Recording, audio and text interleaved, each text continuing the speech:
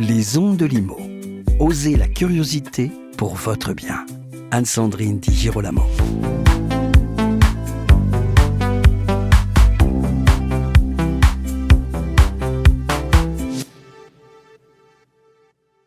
Acheter aujourd'hui dans le neuf ou dans l'ancien, est-ce le bon moment ? Faut-il attendre une baisse des taux ? Faut-il se lancer maintenant ? Ou bien est-ce qu'au fond, le moment parfait n'existe pas vraiment ? Pour répondre à ces questions et à bien d'autres, je reçois aujourd'hui avec plaisir Geoffrey Janssen, qui est directeur commercial de la région Hauts-de-France chez Finance Conseil. Bonjour Geoffrey. Bonjour Anne-Sandrine et merci de me recevoir. C'est un grand plaisir, surtout qu'on a toujours un grand plaisir à échanger et je crois que la première question, elle va susciter une réponse assez intéressante. Est-ce que c'est le bon moment pour acheter et est-ce qu'au fond, cette question, elle n'est pas un peu superflue ? Alors, le bon moment, je dirais que si on ouvre la télé, BFM TV par exemple, on peut se dire qu'effectivement le bon moment, est-ce réellement le bon moment ? Le bon moment, c'est surtout le coup de cœur. Oui. Voilà. Parce que sinon, tout est anxiogène. Oui. On peut regarder l'actualité. On se dit, est-ce que c'est le bon moment ? Mais oui, le bon moment, c'est la rencontre entre un acheteur, un vendeur, un produit et l'envie d'avancer. Parce que dans la vie, il y a des situations qui font que on doit changer de maison, on se sépare, ou au contraire, on rencontre son âme sœur et on a besoin d'acquérir son bien en résidence principale ou en résidence secondaire. Donc le bon moment, c'est maintenant, c'est le coup de cœur. Et donc c'est comme pour le mariage ? C'est comme pour le mariage, c'est exactement pareil. Il ne faut pas louper le coche. Oui, c'est ça. Et on entend aussi beaucoup de gens dire j'aurais dû acheter quand les taux étaient à 1%. Qu'est-ce qu'on en pense de ça ? Alors ça, il faut vraiment faire le deuil de toute façon des taux à 1% parce que ça n'existera plus. Et puis, il faut aussi relativiser parce que quand les taux étaient à 1%, l'immobilier était beaucoup plus cher, était 20-30% plus cher. Donc ces gens-là ont eu un taux effectivement exceptionnel. Et on en parlait encore hier avec mes collègues, il y avait des taux à 0,80 sur 25 ans, etc. Sauf qu'un bien qui aujourd'hui se vend 250 000 était vendu 300 000, 310 000. Et aujourd'hui, quand il se retrouve sur le marché 5 ans plus tard, il vaut peut-être plus ces 310 000 lors de l'acquisition. Donc non, je veux dire, oui, les taux à 1%, c'est extraordinaire, mais le marché était beaucoup plus haut. Et donc ce que j'entends aussi, c'est que vous n'êtes pas finalement monsieur taux, et vous êtes bien plus que ça. Bien sûr, de toute façon, un projet immobilier ne se conditionne pas que pour la recherche d'un tarifaire et du taux.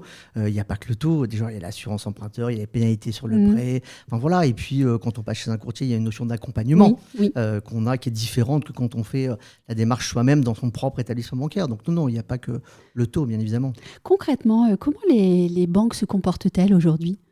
Écoutez, on est en début d'année, donc les banques sont plutôt enclins généralement à porter à prêter en début d'année, puisque tous les feux sont ouverts pour les banques, c'est-à-dire nouveaux objectifs, donc des lignes de crédit à ouvrir, des prospects, de la collecte à faire. Donc même si le marché peut paraître un peu anxiogène, en tout cas pour les acquéreurs, mais pas du tout. En tout cas, en ce début d'année, c'est maintenant qu'il faut y aller, puisque les banques sont prêteuses. Moi, je suis personnellement assez marquée par un discours très différent. Il y a le discours des médias où effectivement on dit que les banques sont prêteuses et que quand on a un bon dossier, qu'on a travaillé ce dossier, normalement les choses peuvent se faire. Et puis de l'autre côté, quand on interroge monsieur, madame, tout le monde dans la rue, il y a quand même cette idée que les banques prêtent moins qu'avant. Oui, alors c'est totalement faux. Sincèrement, nous, les banques sont hyper demandeurs cette année, et même l'année dernière. Mais là, on le sent vraiment en début d'année, les objectifs sont plus forts. Et donc, du coup, elles ont des lignes de crédit à ouvrir. Et on sent qu'elles ont une volonté d'accompagner les clients. Et d'ailleurs, on le voit, parce que l'OAT, donc les banques empruntent sur le marché avec l'OAT. Et il a explosé avec la guerre en Iran. Et par contre, les banques sont toujours restées sur un tarifaire qui est assez bas, proche de fin 2025. Donc, on a des taux qui sont plus bas que l'OAT aujourd'hui. Donc, ça montre vraiment une volonté du partenaire bancaire d'accompagner les clients malgré la situation. Et est-ce que vous m'autorisez à dire que ces banques, ou est-ce qu'on peut aller jusqu'à dire que ces banques sont en recherche active de nouveaux clients ? Ah oui, carrément. Ce qui est active quand même de différent. nouveaux clients et de garder aussi leurs clients, parce que les courtiers n'ont pas vocation à sortir les clients de leur banque. Si la banque arrive à avoir un bon tarifaire, quand on lui propose une solution alternative et qu'elle s'aligne sur des conditions qu'on peut avoir à la concurrence, très bien. Je veux dire, la banque veut garder son client aussi avant tout.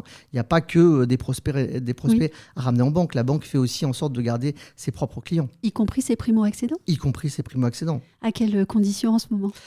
Alors, il y a des belles offres aujourd'hui de primo-accédants. Hein. Il y a des bouquets, c'est-à-dire qu'il y a certaines banques qui vont vous prêter 0,80 sur un quinto à 0,99 jusqu'à 30 000 euros ou des enveloppes de 20 000 euros sur une durée de 240 mois à un taux de 1,99 aussi. On a même une banque qui fait un doublement de prêt à taux zéro. On a des banques qui font du 2,49 pour une enveloppe de 50 000 euros sur 300 mois. Donc, il y a vraiment, au-delà du taux aujourd'hui qui est sur 25 ans, qui est plutôt allé à 3,25, même si on arrive, j'ai vu un dossier ce matin passer à 2,95 sur 25 ans, donc un très beau dossier de primo-accédant. On arrive à avoir pour monsieur et madame tout le monde des conditions quand même optimisées par l'offre des partenaires bancaires sur les primo-accédants. Et bien sûr, vous ne nous donnerez pas les noms. Non, Ici, je ne vous donnerai pas les noms. Il faut nous voir. consulter, bien sûr, bien évidemment. Et pour le prêt à taux zéro, comment ça se passe en ce moment ? Pareil, il y a une volonté des établissements bancaires d'accompagner sur le prêt à taux zéro et d'avoir aussi des doublements de prêt à taux zéro dans certains établissements bancaires, ce qui réduit drastiquement aussi le coût du crédit. Quand vous avez un doublement de PTZ, et forcément, vous avez deux lignes à 0%. Donc, quand on peut cumuler un PTZ à 50 000 et 20 000 euros encore à 0 ou 30 000, bien évidemment, le coût de crédit s'en ressent à la baisse fortement, et oui, ça aide beaucoup les primo-accédants. Et ça les aide aussi en capacité d'achat ? En capacité, totalement. Ça augmente leur capacité de 20, 30, 40 000 euros et d'accéder à un bien qu'ils n'auraient pas pu accéder dans l'ancien, avec une ligne de taux simplement à 3,5, bien évidemment. L'information, c'est le nerf de la guerre.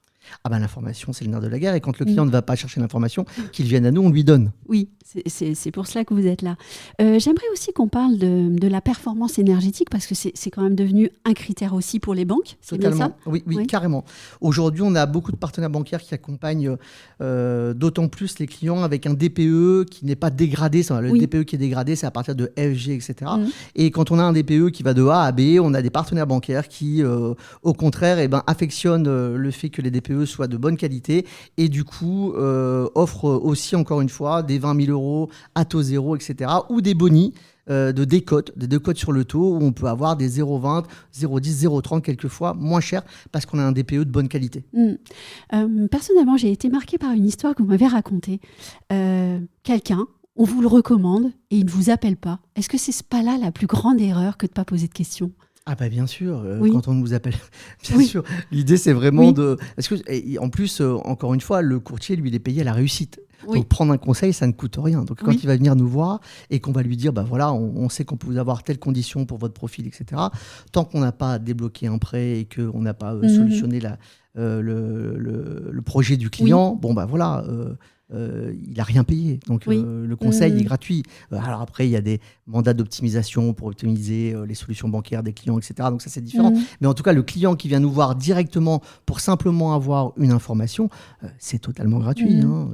Et est-ce que dans ce monde perfusé aux médias, si je peux le dire comme ça, finalement, la plus grande erreur, c'est de penser qu'on sait ? Ah oui, ça c'est sûr. Qu'on a l'information. Bien évidemment. Alors ça nous arrive souvent, et surtout en métropole lilloise chez nous. On a beaucoup de cadres, de grosses structures environnantes. Je ne sais pas si vous connaissez la métropole. Et donc j'en ai souvent, moi, qui viennent avec leur ordinateur, qui ouvrent leur ordinateur en rendez-vous et qui s'affichent comme ça avec les taux de nos confrères en disant tiens, je sais que... Et donc moi j'ai toujours tendance à dire, mais vous savez, l'entretien, on ne va pas le faire, parce que si vous connaissez déjà ce que vous pouvez obtenir, etc., vous n'avez pas besoin de moi. Quand vous venez nous voir, vous cherchez un accompagnement, vous ne cherchez pas que des conditions de taux. Il n'y a pas que ça ne veut pas que dire ça, un prêt immobilier. Et donc, souvent, ça peut arriver que dans les grandes métropoles, on a quand même des CSP qui ont l'impression de savoir. Mais en fait, chacun a une expertise, chacun connaît son métier, et moi, je n'ai pas la prétention de connaître le métier de mon client. Et si je peux me permettre, puisque je suis née dans le Nord, on fait de la dentelle aussi.